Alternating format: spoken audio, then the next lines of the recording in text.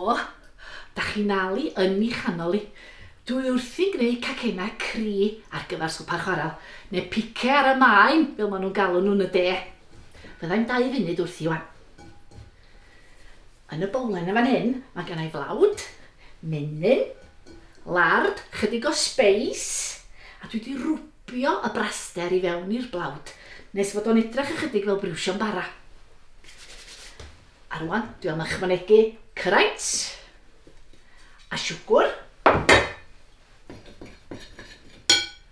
ac wy wedi gyro efo chydig o lefrith i ddwad ar cyfan at ei gilydd yn does.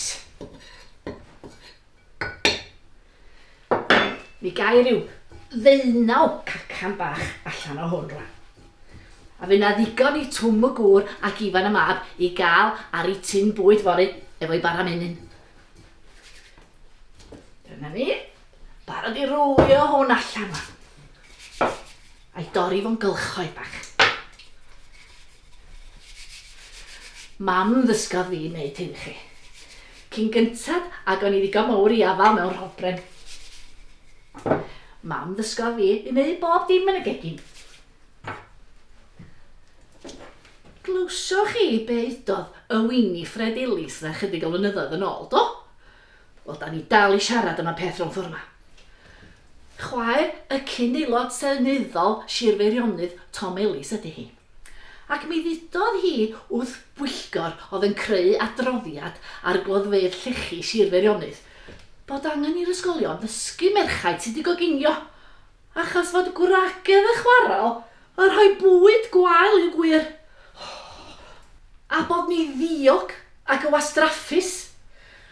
Wel, fedrai mond siarad dros da fi fy hun, ond ydy'n nheulu fi mond y cael y gorau.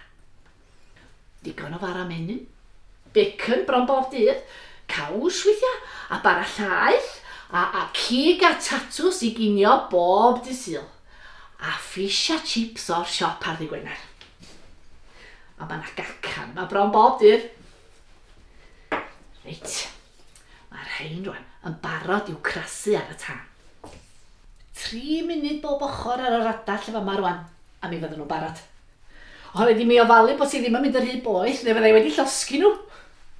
Dos am byd gwell na cacan gri efo panad o de.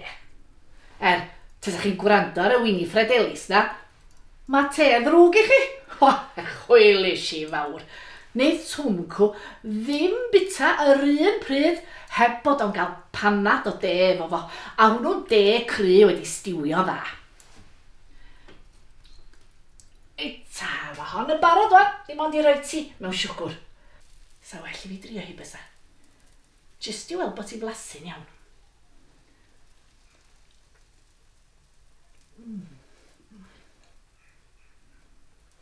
Mae hi